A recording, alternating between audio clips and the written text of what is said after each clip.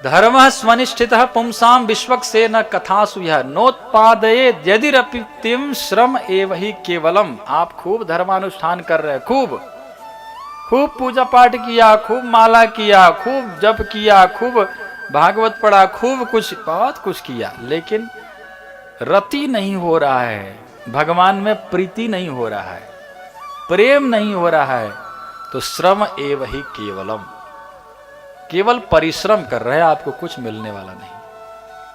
अगर प्रेम नहीं हो रहा है तो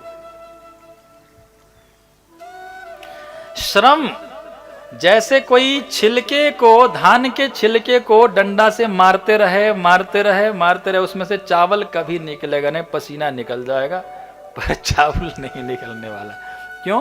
छिलका है भाई, भूस है, उसमें से क्या निकलेगा? चावल है ना। तो भूस से चावल नहीं निकलता है। वैसे ही खूब मेहनत करो, खूब पूजा पाठ करो, खूब दान पुण्य करो, लेकिन भगवान से प्रेम भी होनी चाहिए।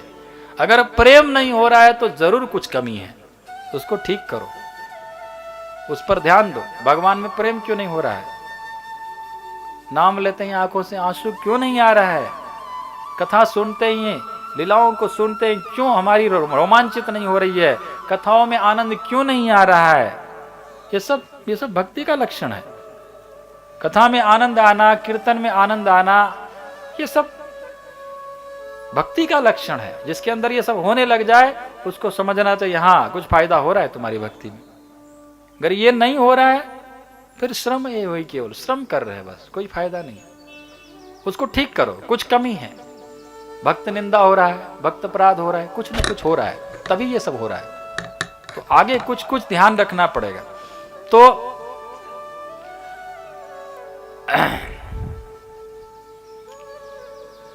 कहते हैं कामस्य न इंद्रिय प्रति लाभो जीवित यावता जीवस्य तत्व जिज्ञासा नार्थो यस्येह कर्म भी। ये मनुष्य जीवन कामस्य न इंद्रिय प्रति, इंद्रिय तृप्ति करने के लिए नहीं मिला है। ये मनुष्य जीवन जो हमको मिला है ना, खाओ पियो मौज मजा करो और मर जाओ, इसके लिए नहीं मिला है भाई। मनुष्य जीवन खाने पीने मौज मजा करने के लिए नहीं मिला है, इंद्रिय तृप्ति करने के लिए मनुष्य जीवन नहीं मिला है। क्यों मिला है? कामस्य न इंद्रिय प्रति लाभो जीवित यावता जीवस्य तत्व जिज्ञासा। क्यों मिला है? तत्व को जानने के लिए मिला है, भगवान को जानने के लिए मिला है, भगवान को प्राप्त करने के लिए मिला है। ये मनुष्य जीवन खाने पीने मौज मजा करने के लिए नहीं मिला है। फिर वो तत्व क्या है, वो तत्व को कैसे समझा जाए? तो कहते हैं वदंति तत्त्वविदस्त्वं यज्ञानमद्वयम् ब्रह्मेति परमात्मेति भगवानिति शब्दते। उस परम तत्व का तीन रूप है। कितना? तीन है, ब्रह्म, परमात्मा और भगवान। ये तीन रूप है। ब्रह्म माने निर्गुण निराकार, परमात्मा माने सगुण निराकार और भगवान माने सगुण साकार। ये तीन रूप है, ये भगवान का ही रूप है। परम तत्व का तीन रूप है, एक ही है, तीनों एक ही है। लेकिन निर्गुण निराकार जो ब्रह्म है उसको पाना बहुत कठिन है। गीता में भगवत गीता में भगवान ने बताया है। भगवत गीता के 12वें अध्याय में अर्जुन ने पूछा, एवं सतत युक्ताय भक्तास्त्वं परिपासते ये चाप्यक्षरम अव्यक्तम तेषां के युगवित्तमः। आपको निर्गुण निराकार के रूप में भजन करने वाले आपको ज्यादा प्यारे हैं, अच्छे लगते हैं, कि सगुण साकार के रूप में पूजा करने वाले अच्छा लगते हैं? भगवान कहते हैं मुझे निर्गुण निराकार के रूप में पूजा करने वाले बड़े कठिनाई से प्राप्त करते हैं, और जो सगुण साकार के रूप में मेरी पूजा करता है वो जल्दी आसानी से प्राप्त करता है। ये भगवान क्लियर कहा है, इस बात को बहुत साफ साफ बताया। तो है तो ब्रह्म भी भगवान का ही रूप है, परम तत्व का ही रूप है, लेकिन वो बड़े कठिनाई से प्राप्त होता है, क्योंकि हम उससे ना देख सकते हैं, ना बोल सकते हैं, ना उससे हाथ मिला सकते हैं, ना उसको राधे राधे बोल सकते हैं, ना उसको हरे कृष्ण बोल सकते हैं, ना उसके साथ होली खेल सकते हैं, ना उसके साथ रास कर सकते हैं। वो तो है। एक पिता ने कहा अपने बेटे से, बेटा तुम्हारा कल शादी है। पिताजी लड़की कहाँ है? वो तो निराकार है। है? फिर क्या सोचेगा बेटा? बोलेगा भूत से शादी है, निराकार है। ऐसे कोई निराकार कोई शादी करना है तो भाई कुछ होना चाहिए, दिखना चाहिए। लड़की कैसी है फोटो दिखाओ, हाँ ये सब होनी चाहिए ना। निराकार से कैसी शादी?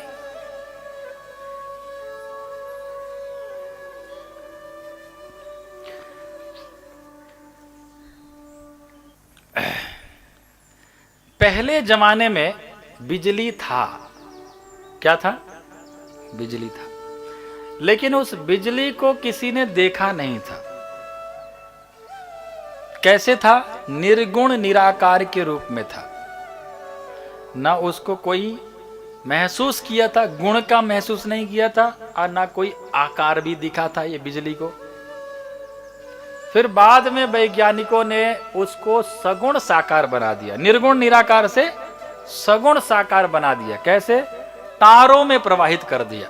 अब तारों में करंट दौड़ने लगा, दिखाई नहीं दे रहा है ना।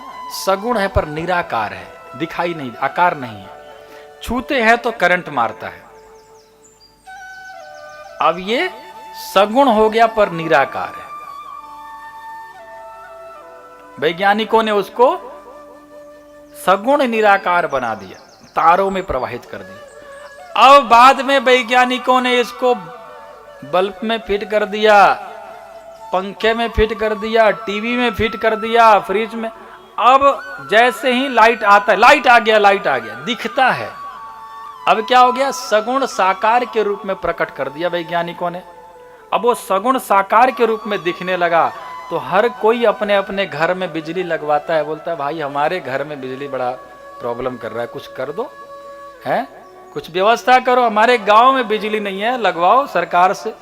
तो हर घर में, हर गांव में बिजली लगवाता है व्यक्ति। क्यों? क्योंकि वो सगुण साकार के रूप में अब हमारे काम की चीज हो गया वो। अब जब निर्गुण सगुण निराकार के रूप में परमात्मा की स्थिति में था, तब भी तो कोई काम का नहीं था। अपने घर में तार कोई लगवा के करंट थोड़ी मरवाएगा है? उस समय भी किसी काम का नहीं था। जब